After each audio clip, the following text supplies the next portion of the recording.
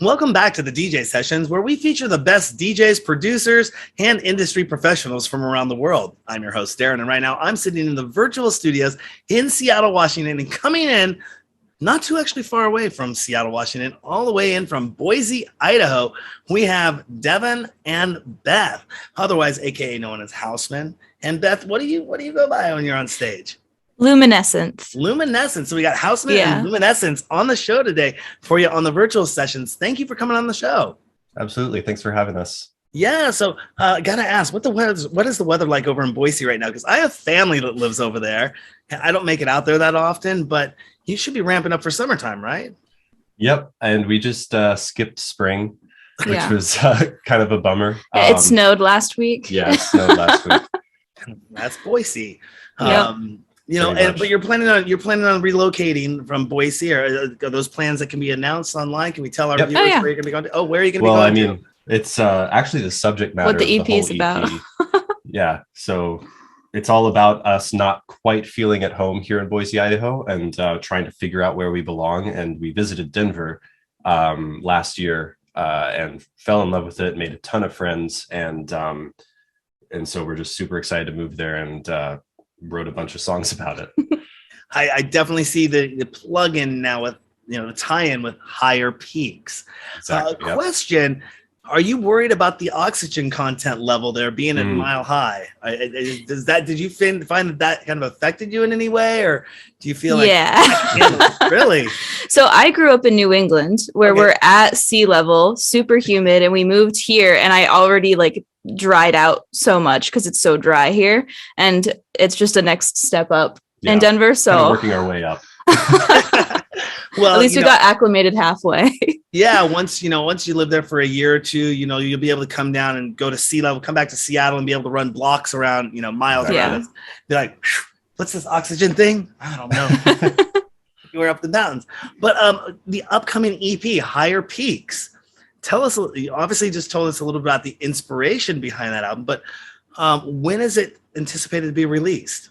So yeah, it's coming out as of when we're recording this Friday. So June 10th. Very soon. And yeah, we're super excited. It's been a long time coming. We've been working on it since last fall. Finished it up in January of this year, and yeah, I mean it's great to finally have a full body of work that the two of us have worked on together, because I mean, we've done tracks together before, but nothing as big of a project as this. So yeah, I'm really excited. Do you do everything from a home studio, or do you have another studio you get out to go to, or where do you do most of your work from? It's all right here. Yeah, all at home, and it's all done with headphones as well. I mean, we don't have the best listening space either, so yeah, it's definitely stuff that we learned while we went to school at Berkeley really helped so that we can kind of do what we need to do pretty much anywhere. So there's kind of an inside joke, and you may have met the gentleman when you were here in Seattle, Sergey Andre Cool. Oh yeah.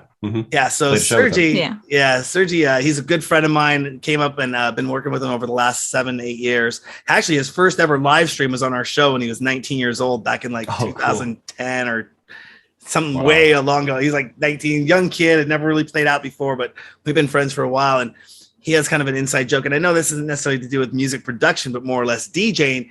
He said to me once, because we do silent disco, silent concert events. And I said, aren't DJs supposed to mix in headphones? And he goes, Darren, if a DJ can't mix in headphones, are they really a DJ? And so when you were talking about everything in your studio is done in headphones, it kind of reminded me of that kind of internal joke that we have about DJs. I can't mix. I have to have a monitor, and I have to have headphones. So, doing everything in studio in cans, how do you test it out of what it's going to sound like in a big room capacity if it's just only in your headsets? Right. Well, I mean, I have some monitors here. I use them every once in a while. And I just have to take into account the fact that the listening space is not great. So I kind of know what the faults are. And that helps. The big thing for me is a car test. That's where most people are going to be listening to music. So I listen to a lot of tracks in the car, and that's a great reference point. And apart from just mixing in headphones, it's not so much like the most important thing is mixing in a wide variety of headphones. So knowing the differences in sound between all the different headphones, the different frequency responses, that really, really helps in being able to tell how your mix is going to translate. Mm-hmm. And what was your preferred headphones brand? So some people go headsets, some people go headphones. I'm not sure. Yeah, so I'm currently using the Bear Dynamic DT770 Studios here. These are great for just general comfort. I have a really big head. Yeah, they don't fit me. My ears are too small, so yeah. I like these. These are Shure headphones. Yeah, these are the ones that I use for if I'm doing like really intricate mixing and mastering, because they've got such a flat response. So yeah, those are my go-to for that. And then for DJing, I use the V-Modas. Yeah, the V-Moda M100s, yeah. And those are great for DJing. And then just for listening, I have the AKG. I forget what kind. Yeah, we've got so many different kinds. They're just more comfortable for like just listening, but they're really bass heavy, so I wouldn't like mix on them. Right. Yeah, the V-Modas I heard are really awesome. I used to have a pair of the it's the H25 Sennheisers. Oh yeah, I used to use for production, but I could be right next to the stage with these things on, and they weren't noise canceling. I'd be right as rain. I'd be able to hear the production being right next to the stage. Really crazy. Nice. And speaking of intricate, you mentioned you like to make intricate records. Is where you kind of got your first start, your first solo release, correct? Yep. Yeah, that's right. That was back while I was at Berkeley, and it was super out of nowhere. I was just kind of dabbling with production, and for like 2 years or so, I was, of course, trying to send things to Anjuna when it was nowhere near ready for Anjuna. And then eventually I started like doing more research into some other labels, and ended up just firing this track over to Intricate, which I was a big fan of because I love Prof, of course, and being the label head there. And they responded and said, yeah, we love it. Do you have another one for an EP? And like no feedback or anything. I was just like, okay. So yeah, they took it, and that definitely kind of sprung me into the scene. And at around the same time, I was also talking with Neil, who's part of Elevven now. He was running Adrenaline Room back in the day. And so I had a release there as well. And they kind of arrived at around the same time. So both of those in such a like short amount of time between each other kind of catapulted me into the scene, I guess. And when you say Elevven, that is Elevven, the music duo. Yeah. The duo. Yes, I've had them play on the show once before. Interviewed them. Was an awesome time. Actually, super nice guys. Yeah, super nice. We actually had the Silk Music, right? Silk. Mm-hmm. Yeah, we had a kind of, it was I think it was In Motion that had brought them here, and the whole group of them into Seattle. 19, maybe 18, 19, and it was just awesome having. I mean, gosh, it was a phenomenal set. Back when we were still doing things out of my apartment living room, before streaming got big and popular, and everyone jumped online, which was very interesting time. Mm-hmm. I won't talk about why that happened, but it did happen, and it was awesome to watch. And speaking of live streaming, you do a live stream, correct? I do quite a bit of streaming, and again, that's another thing that really catapulted my career and was kind of unexpected as well. In 2020, the pandemic hit, and obviously everyone went to Twitch. Yeah. And I was just kind of doing it for fun because I was already DJing like just for fun, for practice, just in my room alone, and I figured why not stream it for people. And so for about like 6 months or so, it was literally just like 2 people watching, probably her, me and his mom. But I mean, eventually, again, going back to the Elevven guys, I had a ton of help from them. They were one of the first big streamers on Twitch. And next to the DJ sessions. True. Yeah, but they were playing my tracks all the time, constantly plugging me, gave me a couple raids here and there. And from there, I really started to build up a community and fan base. And now I just have a dedicated group of regulars that are constantly coming back. And I regularly stream to between like 50 and 100 people. and it's awesome. I've met so many people through it, and it's been really cool to go to live shows and meet some of these people that I've been interacting with for like 2 years online. Mm-hmm. I feel like I know them super well, and I've never even seen their face. Yeah. But it's cool. It's definitely one of the aspects I always loved to live streaming, going back to my broadcast television days, before YouTube really existed, before podcasting existed, well before live streaming existed. There was only one outlet or two outlets. You had broadcast television, you had public access television. And one of the things we wanted to do with my first series, Phantasmagoria, back in 2002, 2003-ish, is we wanted to have a chat room live online that when our shows would air at 1:30 in the morning, those are the only time slots we could buy, but we would be live, like meet the producers, and you could chat with us in the chat room when our show was live on broadcast TV, and just that interaction you could kind of get. And then seeing it move forward to a few years later when live streaming came into play, you could start having that interactive chat room, and we would bring the chat room into our show. Oh, I know all the tricks and what everyone's doing now. We've done it 12 years ago, right? But it was cool because we could put the IRC down at the bottom in the ticker, and people could see the chat room that's going on, and the drop would hit, and then you'd see it explode. Cool, and all that fun stuff. And we were just having fun at that time. But now, Beth, what is your part? Do you take part in these live streams as well? Sometimes. So I started learning how to DJ because he decided to do a 24-hour stream. And of course I was there for like support and to like make sure he ate food the whole time. And then around 2 a.m, he came over and he was like, I can't do this. Yeah, he was like gonna pass out. He was like, you need to DJ for like an hour so I can take a nap, or I can't. I have to end the stream. And I was like, okay, it's 2 a.m. If I mess up, it's 2 a.m. So it'll be okay. And I just went with it and figured it out as I went along. It was great. We had a bunch of people from Australia who were still awake, and we learned together. It was fun. So I do. Yeah, I pop in now and then. Yep. And so now she knows what she's doing behind the decks for the most part. And so we've done a bunch of back-to-backs at this point, and there's a pretty special set as well that we've recorded that for the EP that we'll be revealing next month. Nice.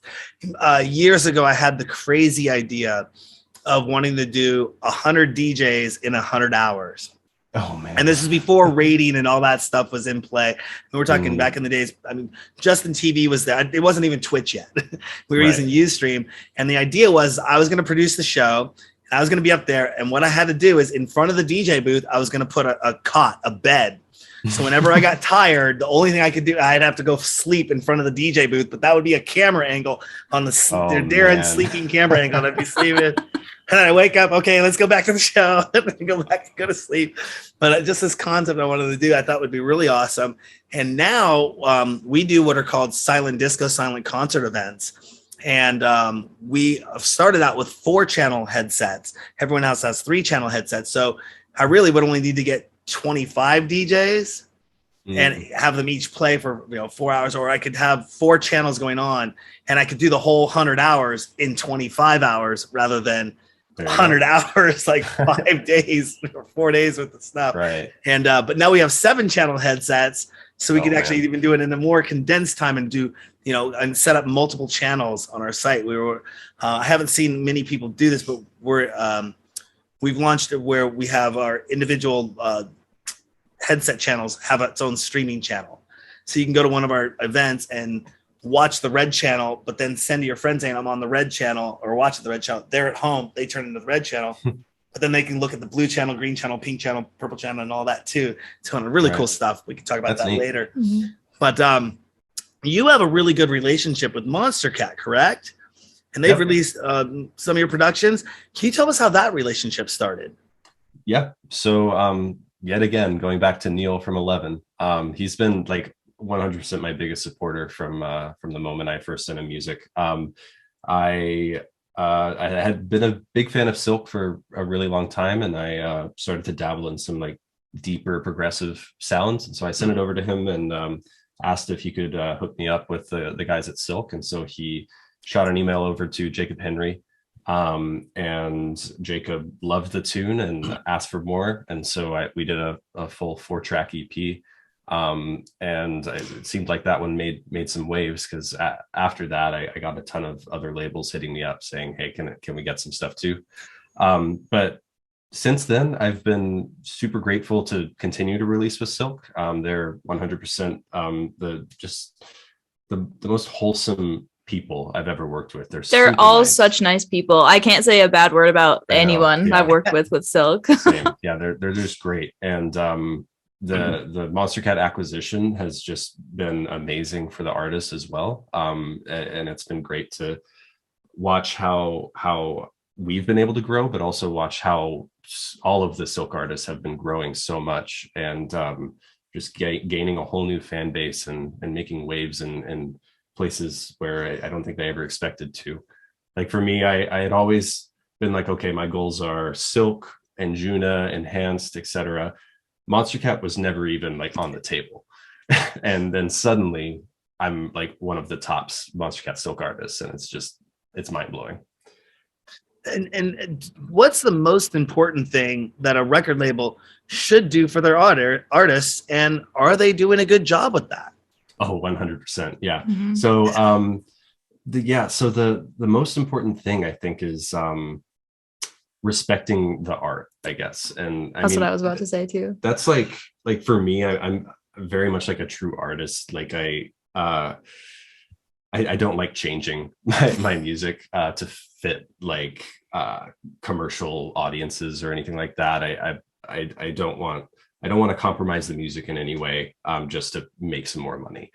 And they're very very okay with that, which is kind of unusual. A lot of A&Rs will give a lot of very specific or sometimes very broad feedback and say, like, if you just change this, and this, we'll sign it. And oftentimes those will be things that I'm not comfortable doing.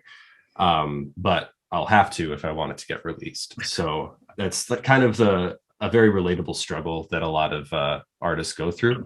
And with Silk, it's always been super easy to work with them. They always have, if they do have feedback, they always have very like good reasons for it and detail it well. And if we push back on the feedback and we give reasoning ourselves, they're like, okay, you guys are the artists. You guys can do what you want. We trust you. And that's just, it's so great and just keeps us coming back. It's interesting to hear that. That's the first time I've ever heard a label kind of doing that, or your description of how that process works. One of the things we're looking to do here in 2023, probably Q1, Q2, is launch our first label, and then start going out and taking submissions and bringing on some people to do A&R. It's going to be a whole brand new process for us. We're super excited for a lot of growth things that we're doing over here at the DJ sessions, but that's one of them. And I've had a lot of people want to send me mixes over the years. Can I get on the show? Can I get on the show? Here's a mix. Here's a mix. Or here's my track. Can you listen to this? Can I get on the show? And I'm like, I'm not an A&R person. I mean, I'll listen to it. And if it makes me dance, okay, I like it. Will it sell? I don't know. Right. But I used to do back in the day my iTunes visualizer test. And if I like the visuals that I did when it was in iTunes, I like the track. It's a good one. If the yellows came up, I'd be like, I don't like it. Which was totally a stupid way of looking at it, because it probably was an awesome track and it just happened to be where the algorithm put the visuals in. But I like it sometimes on the show when people I feel are mind readers. And you kind of spoke a little bit about this with your last reply to the question. And that is the question I want to ask is, do you make music with the intention to make it a popular record or track? Or do you just make music solely to satisfy yourself and success is a nice side effect? It's definitely the latter. I'm just grateful that people like the music I put out, but at the end of the day, I'm not going to put something out if I don't like it. So yeah, it's always been a thing where I'm doing what I want to do and not really paying attention to what's popular or what's commercial. Of course, I'm going to be listening for like references, and there's plenty of artists that I look up to and that inspire me. And oftentimes those artists are popular. So sometimes it's a nice byproduct that the things that I release will end up being commercially viable. But there are plenty of times where I've been making music that just is not commercially viable at all. And I'm lucky to be able to put out a lot of those tracks still, which is great.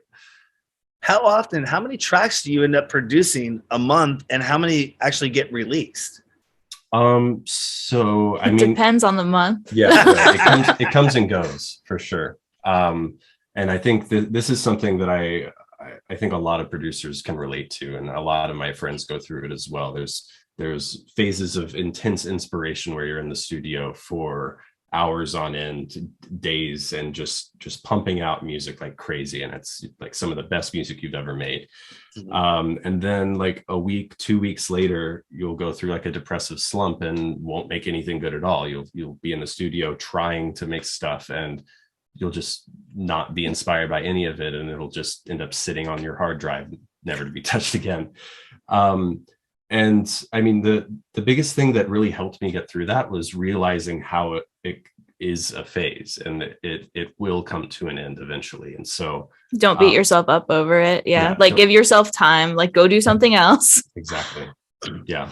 Just go play a video game. That's what I do. And just chill out for a bit and wait for the inspiration to come back, because it always will.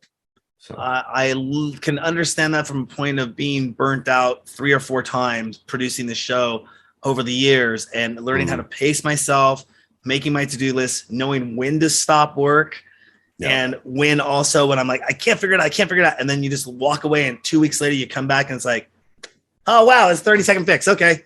Yeah. And then you're like, wow, exactly. Why couldn't I figure it out then? And a lot of those hurdles can happen. And it's just, I think one of the pieces of advice she said is just take a break, do something, get out of the norm, go take a walk. You're going to be able to go climb a mountain here soon. I guess there is mountains in Boise, but you'll be able to get out there and get some breath, because, one of the things that can happen, you're in the studio, or even myself being behind the computer for long hours every day, is we kind of get out of shape or out of touch. Like it gets addicted. Like I could be in front of my computer for 12, 14 hours a day. When I should be maybe only being in front of my computer for 6 hours a day, and maybe get up and do some exercise for 30 minutes, go take a short walk, a breather, disconnect from it all, But this stuff surrounds me 24/7. I got emails coming in from Europe. I got emails coming from the East Coast. I got emails coming from Japan. I got staffers all over the world sending me stuff. And if I don't take that time out, I will burn out. Yep. And then it's like, I don't even want to touch a camera. I don't want to do an interview. I don't want to do anything. And not burning out is a very, you get so passionate about it, right? You want to be there, you want to do it, you want to finish it. I mean, we haven't even live streamed since April 1st, because we're working on a whole new branding campaign with what's going on. And I'm kind of like, for the first time in 13 years, I'm like, we aren't streaming weekly. What's going on here? This is weird. Like, feels wrong. Are we losing our audience? No, they're all still there. Everything's still there. It's just, we're taking a break from that for a second to really focus on building our international brand. We're building up actually for, do you go to ADE ever? I haven't gone, but I'm very familiar with it. Yeah. Yeah. We're ramping up to go to ADE this year, but, nice. And even that, like I look at that going, oh, we're going to do this when we're there. We're going to do this when we're there. And it keeps getting lower and lower. Like, I think we're just going to go and have a bunch of fun. Yeah. And not burn out and try to run ragged around ADE with 400,000 people for 7 days, and try to just burn through it. Just like, how about we just go in and take the sites and we run around? If we run into somebody, we do an interview with them. Yeah, let's tree.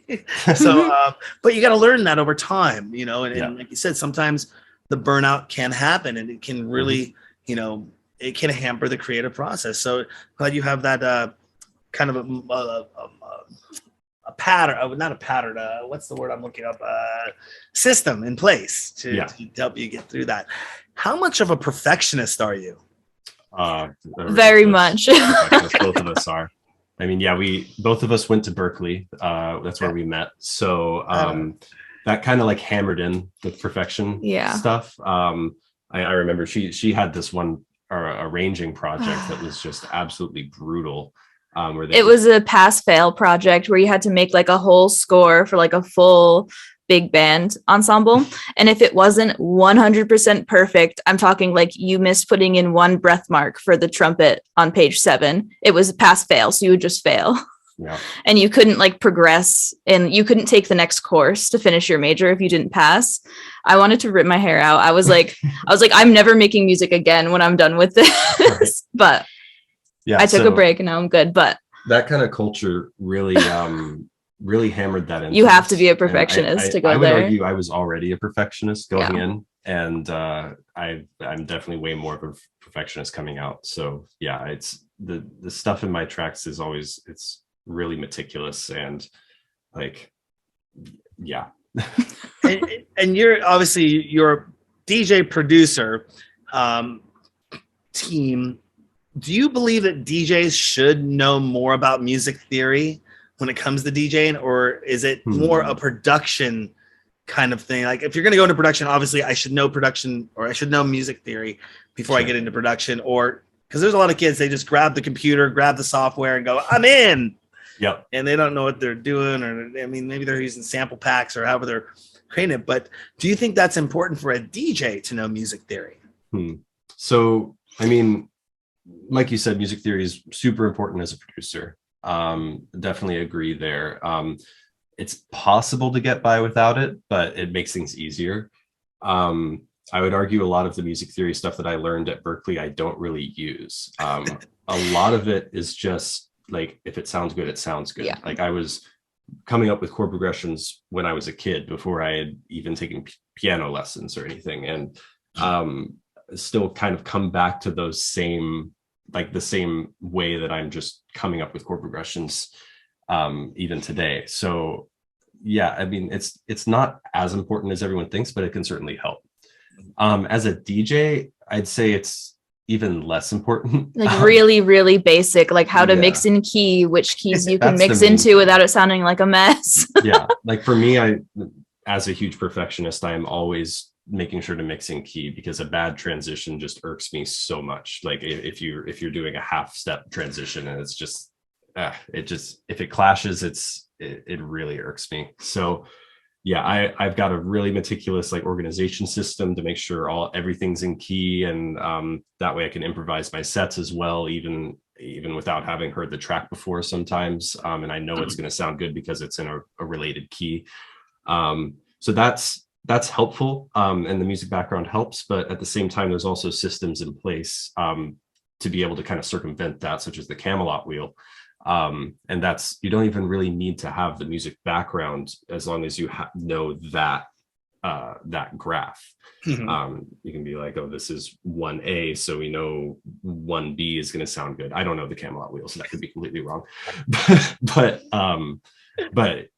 that's more just like understanding patterns and having practice as well. So I would say music theory isn't nearly as important, and you could probably get by without it for DJing. It was 2010, and I've been night clubbing since 92 roughly. But 2010, when one of my first resident DJs on the show brought over this little wheel, the color wheel. He's like, this is how you do, you gotta, and he's turning like, this mixes, I'm like, this is getting way too freaking complicated for me. Okay, now I really do not want to know how to DJ at all, ever. You know, even though I got all this gear around me, all my friends, all the people I know, immerse myself in the culture and music. But, you know, it just sounds like so much. But it sounds like once you start doing it, you kind of know and remember. I mean, there's mixed in key. I think Record Box now adds the key to it, so it's in your library and all that fun stuff.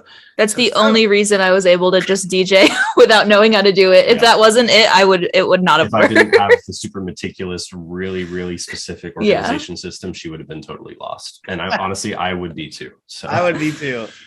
Now this is a question for the both of you. I'm going to go Beth first on this. What's your worst habit, and are you planning to get rid of it? That's a great point. My worst habit. Okay. Well, I think my worst habit is I think it comes from when I was at Berklee. They really pushed like jazz writing. I studied, my major was half arranging and composition and orchestration, and then half recording, engineering, and production. So kind of taking a song from start to finish by yourself. Mm-hmm. It was really jazz heavy. So sometimes I'll get tracks and I'll do the vocal and it'll be great, and then I'll go to record the harmonies and they'll be so extra and like so jazzy, way too many tensions. especially with Devon, he'll be like super honest with me and be like, I can't I can't do this. People are going to be so confused. I think it's just too much. Every single track on the EP, I'm pretty sure there are multiple takes of harmonies that I just scrapped. I've started putting all the tensions. Yeah. Because, I mean, they're cool. Don't get me wrong. Yeah.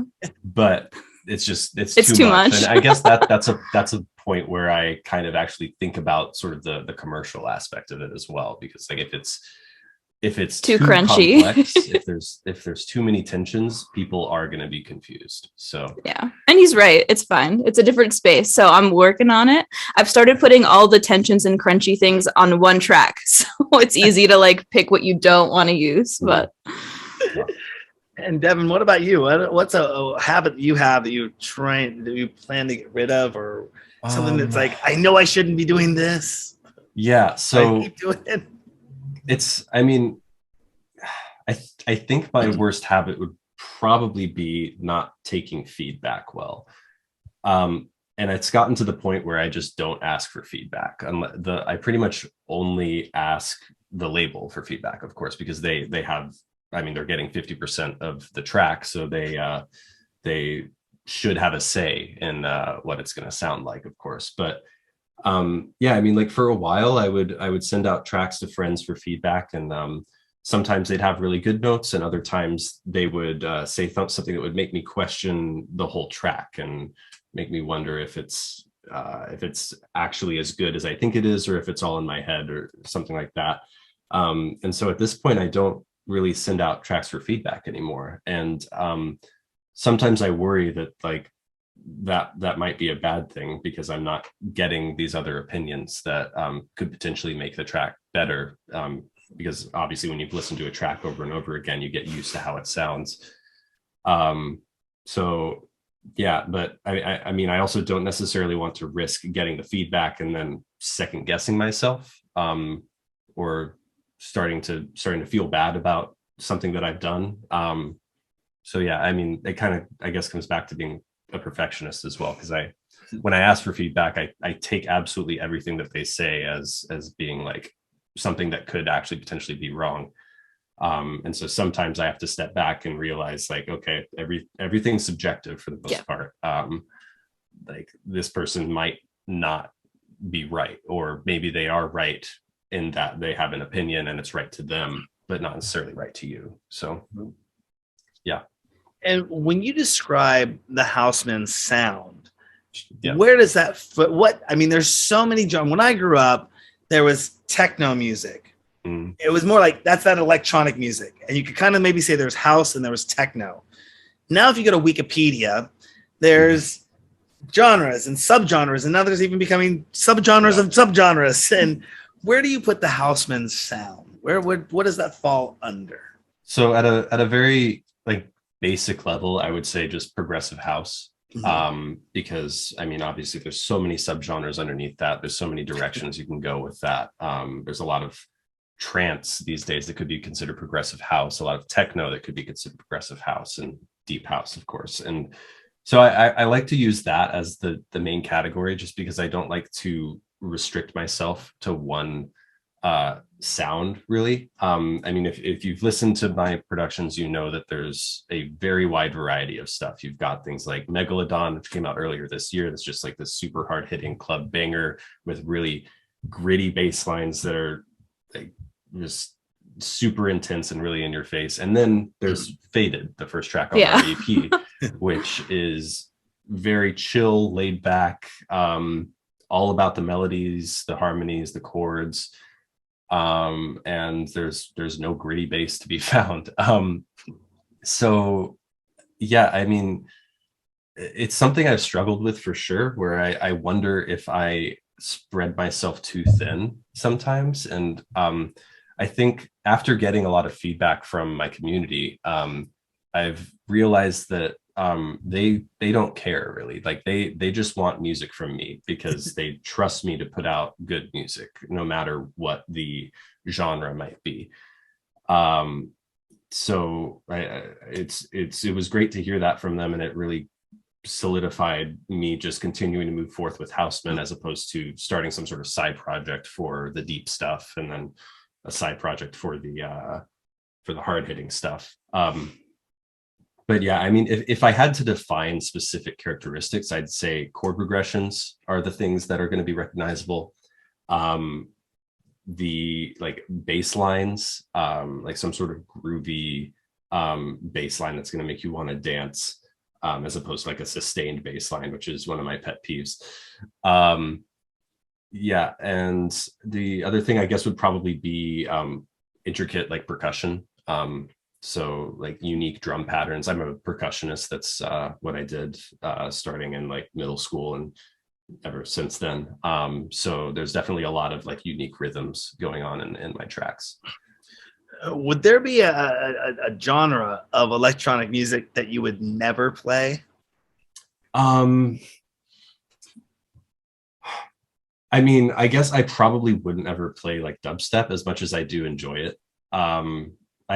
I really like just about any genre in electronic music. I mean, there's always going to be bad tracks within any genre, but there's also going to be good stuff. So yeah, I really don't judge different types of genres differently.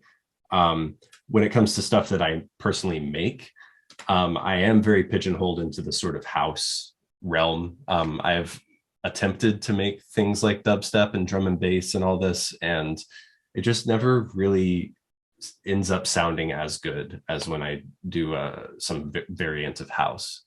So it's not out of the question, but it's something that I think needs to happen naturally, as opposed to like, okay, I'm sitting down, I'm going to make dubstep today. Like that's probably not the way to do it for me. I try not to alienate anyone that loves any kind of music in the world. I just have to stop when it gets to about 155, right out of drum and bass. Like anything higher than that, I'm kind of like, maybe back in my rave days when I was like 18, 19 years old, and this is 92, and they were just becoming kind of big out here in Seattle, in the Seattle area. And you had that happy hardcore kind of, I don't even think it was called happy hardcore at the time. It was just like high speed techno or something like that. Right. It stresses me out. It's too much. Okay, I walked in the room. Okay, that was cool. And now like go the other way. But I've always been a huge house music fan, trance. But house is where it is for me. And speaking of house, I want to talk a little bit about Hausman Radio. Tell our DJ sessions fans about Hausman Radio and what that all entails. So yeah, that's my monthly radio show. Something I've always wanted to do ever since I first got into electronic music is like these continuous mixes. The first electronic album I ever heard, I think, was Daft Punk's Alive 2007. And then also Deadmau5's Random Album Title, which is also a continuous mix. And I was just blown away by those albums, how you could take these sounds and just blend them into each other for a continuous listening experience. And yeah, ever since then, that's just what I've wanted to do.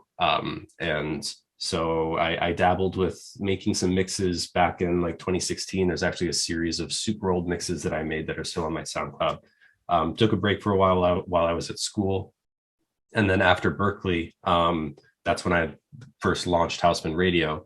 And again, very much like with the music that I make, these are mixes that I want to be able to listen back to and enjoy. It's all music that I like, and I'm just lucky that other people like it too.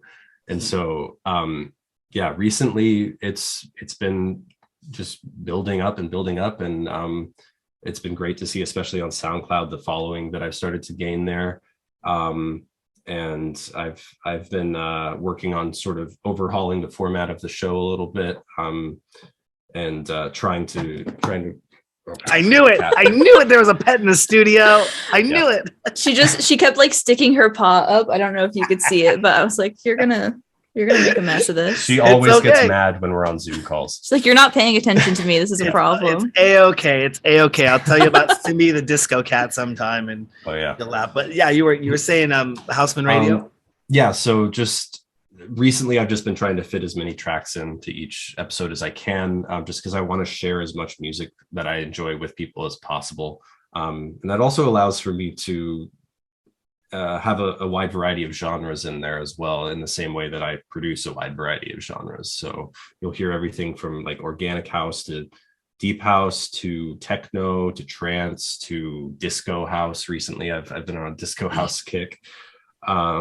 Yeah, I mean, and the goal is to just have seamless transitions, something that anyone can put on, and at some point in the 2 hours, there'll be something you'll like.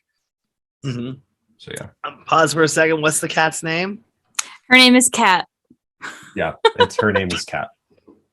She does tricks on stream. She's cute. Yeah, she's actually probably more famous than I am. Yeah. It's funny. If a friend of mine, known him for a long time, he was streaming. They brought their cat on the show the other day, and I go, you know what though? Simbi the disco cat was the original disco cat. The one time it wasn't the one time Dave Dresden was on the show. It was very early on in the DJ sessions, and it was taking place in my bedroom. I love telling this story because I miss Simbi Cat. I had to put her down a few years ago, but she always would jump on the decks and be right there. Wherever my eyes were, that's where she was. And if I was focusing on the DJ booth, she'd jump on the DJ booth and just sit there and just lay on the DJ booth. We had to put a cat tower right next to it so that she has a place to sit and she doesn't have to be in the way. Right. And but Dave, he went up and he was playing the show, and my bed was this like a foot away from my DJ booth, and Simbi would just lay in the middle of the bed, and Dave comes around, walks around, picks her up, brings her behind the decks, and starts like playing with her on the deck. Like, and Simbi the disco cat, she was up until she was 14 years old. Up until she was 14 years old, she was only about 6 pounds, maybe. So everyone always thought she was a kitten all the time. She just never got bigger. Just little cute kitten. And everyone always thought she was, it was just very interesting. But yeah, pets on shows can have an adverse effect to your viewership. And then they start becoming fans of the cat. Oh, yeah. And instead of the DJ, like, where's the cat? Bring the cat on. Yeah, exactly. Yep. I've experienced that firsthand. There are more emotes on Twitch for her than for me. That's awesome. Now, this is a question going to the both of you. And Beth, I'll go first with you on this one. Name 3 major things that create inspiration for you. It's a good question. It's a little different for me than it's going to be for producers because I get sent tracks that are not like done, but there's already like ideas there. So sometimes I'll listen to a track and the melody will just be there, and that's always when it sounds the best. But things like that, traveling definitely helps.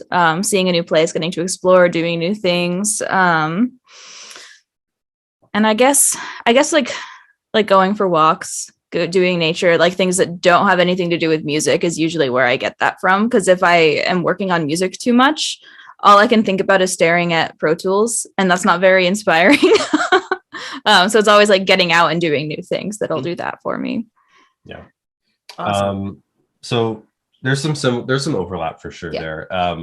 The absolute number one thing for me is going to shows, seeing a DJ that I really look up to and respect, and hearing them play like a new track that I've never heard before, and thinking to myself, I want to make something like that I can play, and so that's definitely the number one thing for me. The most recent example would be Spencer Brown came here to Boise and was just playing ID after ID and blowing my mind every single time, and so I'm definitely, I think I'm going to be on kind of like a groovy progressive house kick after that. So apart from that, I think I definitely agree with the nature thing.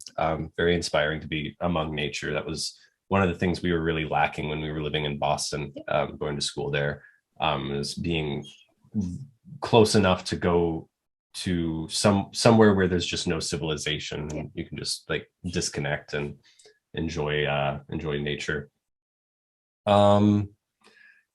Trying to think of a third thing. I would probably just agree with traveling, I guess. Yeah. I mean, every time we travel, I mean, that usually goes hand in hand with a show as well when we're traveling. So that may have something to do with it. But I guess another portion of traveling that is inspiring is meeting people and building relationships with fans and producers. And that's another thing that's really inspiring, to be able to see my producer friends doing great things, getting that Anjuna release finally, stuff like that. It's definitely, it inspires me to keep pushing as well. Now, this next question, I don't want to necessarily get you in trouble, but I was going to ask you, which DJs, producers from the electronic music scene that you've met over the years have become your personal friends? And if you could say, I mean, it sounds like you've been meeting a lot of people, and I don't want to get, when I say get you in trouble, sometimes I say, who's the top friends or people that you've built such awesome relationships with? You know, and you know, I don't want to get you in trouble, but if there's like something that sticks out that says, I never thought I'd meet so-and-so or become friends with so-and-so, who would that be? I mean, and you can go, the list can go on as long as you want, because I don't want to get you in trouble, but sometimes people are like, this is going to get me in trouble. No, I don't think I'll get in trouble with any of the answers. I mean, I think a lot of them seem pretty obvious to both me and them. So I mean, the big ones that first come to mind are Neil and Shaheen, who not only are good friends now, but have just been huge supporters since day one. And I owe them so much for my career. So yeah, they're great people. And I'm definitely honored to be considered a friend of theirs. Also Jacob Henry of Monstercat Silk, super nice guy. And I don't know how he does what he does, because he's just so busy all the time, but still manages to be so like caring and available, and just yeah, he's great. And another friend that I've made over the past 2 years is Discognition, Chad Vasquez. He's been a great guy. He lives in Denver. One of the main reasons we're moving there is because he's there and has become a very good friend over the years. And we collaborated as well on Garden of the Gods, a track on the Higher Peaks EP. And yeah, he's another one who he's got just a crazy like drive and is always pushing himself to do better, and it's really inspiring to see him do that. I mean, yeah, and the list could go on for sure, of people that I've met, but I those are the ones that really stick out to me. So yeah. And who would be your favorite artist outside of electronic music that you listen to, and why? So, and this goes to both of you, by the way. Sure. I mean, there's a lot that I've listened to outside of electronic music. I started actually with progressive rock. That was my initial sort of like what I was trying to make in the first place. So Steven Wilson, also known as Porcupine Tree, that would probably be my like number one biggest inspiration of all time. And you can actually hear some parallels in some of the stuff that I do, if you listen closely. Apart from that, there's Washed Out. I'm a big fan of Chillwave. And there's again some parallels there in some of the stuff that I do and some of the stuff you hear in progressive house, with the sort of like lush chords and like trippy sound effects and stuff like that. I'm a sucker for that kind of stuff. Yeah, I'd say those are the two main ones that come to mind for me. Anything for you? It's still electronic, but it's not house. But I really like Madeon. I really like Big Wild. Outside of electronic music, I really like the Punch Brothers, which is like a neo bluegrass band. They're just super, super talented. And I really like going to drum corps shows and hearing those. Not at all related, but just the like the chords and like the like intensity and like the passion you can hear from all the musicians is what I really, really like. Very different. I definitely like Big Wild myself. My friend, she, whenever we go over to her house and the White Claws and vodka get broken out, it definitely Big Wild goes whoop, and gets cranked. Hey, do they do 6s to 9s? Yeah. Yep. Yeah, I love that song. That's one of our favorite songs. We sing like at the top of our lungs in the car together, driving down the road. Like, oh, I love that song. Yeah. how do you keep in touch with your fan base? What is your preferred way? Do you spend time after shows to take time out do with them? Is it a lot more social media? How do you stay in touch with your fan base? Yeah, so I mean, the fan base didn't really start to build up until Twitch. So that is probably the number one way that I keep in touch with them. Just Discord too. Chatting with them, keeping them updated on things going on in my life and my career on there. But yeah, we built up a Discord recently as well. And it's been growing and growing, and it's a good place to keep in touch and share cool things that are happening in life. And then, yeah, when I do have shows, there's almost always at least one person that I've met from Twitch who's there, and I usually try to make a point to meet up with them, say hey, give them some merch or something.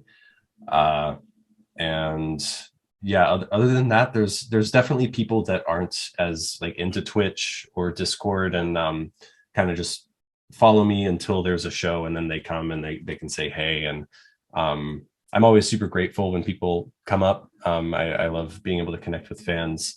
And yeah, but yeah, I'd say the number one way is probably just through Twitch, and it's a really nice community that we have, very welcoming.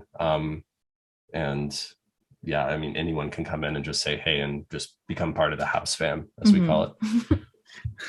And have you looked into anything in the VR world? Have you done anything in virtual reality yet, or is that on the radar for the future? So I do have a VR headset, probably one of the cheapest options, but it works. I personally haven't done anything like for my brand or anything like that. I did go to Mat Zo's Minecraft VR, or sorry, it wasn't specifically VR.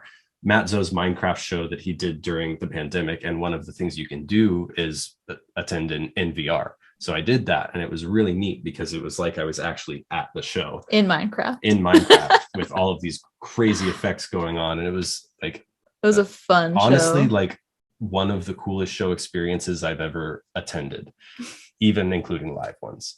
So that was really neat. But yeah, I mean, apart from that, I haven't really done too much with VR. I'm open to it. I think the technology is super cool, and it's neat to see how it's growing. I do love gaming in VR. So yeah. What kind of headset do you have? So it's a Samsung Odyssey, I think. It's one of the cheaper ones. We actually got it right before the pandemic hit. Right before they got super expensive. It was on sale. I think we got it. It was either 100 or 200, like really cheap. And we already had the PC that could run everything on it. And then right when the pandemic hit, headset prices shot way up. So we got lucky getting it at the time that we did.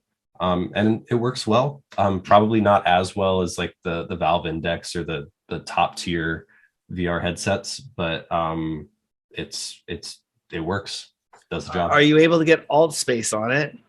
Alt space? Alt space. Potentially. Probably. I haven't heard of that. Oh, well, the reason why I bring it up is we have 2 VR nightclubs we've launched in alt space. Oh, cool. We'll also be launching them in VR chat and other places as well. We're actually talking to a very large platform that already has an app in the Oculus store and is partnered with Facebook. We're talking about bringing in, kind of think of it like if McDonald's set up a corner or Starbucks sets up a corner, we want to take our build and put it into their app and then start doing events in their app. We're all about VR and where it can go, where it goes. That's awesome. Kind of like we see it where if you were talking about websites in 1995 or 96 and people are like, I don't need that. I'm a brick and mortar. People come into my business. Nobody's going to shop online. What are you talking about? And then set the way forward clock to, podcasting and live streaming. And everyone was like, I'd go out and say, oh, we do a live streaming DJ show and we're on Twitch. And they said, who's going to want to watch a DJ online? And what's Twitch? And now we see kind of VR being that vast and that new frontier, and also augmented reality as well. So we're really super excited. I'd like to invite you by and do a tour with you. You can actually go on 2D and go check out the clubs on a laptop computer as well. Of course, you're not immersed into the environment, but you got to get the full experience. If you're doing Twitch and you're having success with Twitch, I would definitely say look into VR. check out VR. There's definitely a way you can set up an environment. It's another branding experience as well. And I think there's going to be a lot of early adopters, and with companies like Facebook, or I'm sorry, Meta and Google and Apple and Sony and Microsoft and Valve, and everyone's coming out with headsets. We're going to see a huge rush on that, and I'd love to give you a tour sometime. Yeah, that sounds awesome. A lot of fun. But hey, I know you got more important things to do out there in the world. Is there anything else you want to let our DJ Sessions fans know about before we let you two get going? Yeah, so I mean, the big thing to plug is our EP coming up June 10th. It may already be out by the time this interview airs, but yeah, we're super excited for this EP. And we just can't wait to see what the response is like. There's a lot of fun stuff coming with the EP as well. Like I said, there's a super cool set that the two of us filmed that'll be airing in July. And yeah, apart from that, head over to my Twitch channel. That's Hausman Music on Twitch. I stream there every Monday, Tuesday, and Thursday, variety of different genres. Head over to my SoundCloud. That's where I've got Hausman Radio. It's also on podcast services. Yeah, anything you want to plug? Just the EP. That's pretty much it. I mean, I've got a lot in the pipeline coming for this year, but immediately definitely check out the EP. It came from the heart. Really excited that's called Higher Peaks. Higher Peaks. The EP coming out. And what's your website? Because I'm sure all your links are on your website.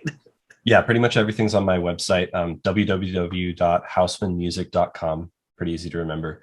You can go there to check out my recent releases, or actually all of my releases. They're all in one place on that website. It's also where you can hit me up if you want to get services done. I actually do music full time. So I do mixing, mastering, production work, tutoring, pretty much just anything you need help with in the music realm. But yeah, you can find information about that on my website there. Radio shows up there as well. And yeah, there's links to all of my other socials on there as well. And don't forget about the all important merch store. Oh yeah, right. Yes.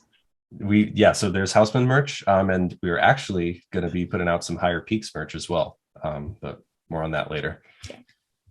Awesome. Well, again, I wish I was able to catch you when you were here in Seattle. I just barely just missed you. We'll be back. Yeah, we'll be back. You'll be back. We're looking forward to it. And, maybe we can do something down in Arizona too in the near future. Kind of be a little bit closer than Boise, Denver. I don't even know how far Phoenix is from Denver. Probably far. I think it's about the same distance, actually. Okay. It's a lot further than you'd think. Across the whole Midwest, basically. But yeah, we just did this. We took our mobile studio, which I really wish you'll see the mobile studio next time you're here in Seattle. But we took it and we drove from Seattle down to Phoenix and then back up through Vegas. Spent 5 days in Vegas, going up and down the strip in our mobile studio, and then drove it back to Seattle. I'm never going to do that again. Oh no. That drive to Vegas is rough. Yeah. We did that this past summer and it was not a fun time. And on top of that, we actually had to go through Boise. I think we took that route and came down through Boise and came down. There's one road. Yeah, the truck doesn't really go over 65 miles an hour. Oh no. And it's like you're riding in with a horse. That's a whole nother story. Thank you both for coming on the show today. Absolutely. Devon and Beth. We look forward to following up with you in the next few months as we stay in touch with everyone that comes on the show. And again, thank you for coming on the DJ Sessions. Thank you for having us. This was great. You're welcome. And on that note, don't forget to go to our website, thedjsessions.com. Find us on TikTok, find us on Instagram, find us on Twitter, even that book face thing, or now it's called Meta or whatever, the DJ Sessions. I'm Darren, coming to you all the way from Seattle, Washington for the virtual sessions with Devon and Beth, which Hausman and Lumynesynth. Luminescent. Luminescent. Dang it. You're not the only one. You're good. I've heard as long as it's somewhere in the realm, everyone says it wrong. I'm good. Well, they're coming in all the way from Boise, Idaho, soon to be Denver, Colorado, on the DJ Sessions, the virtual sessions. And you know what happens on the DJ Sessions? The music never stops.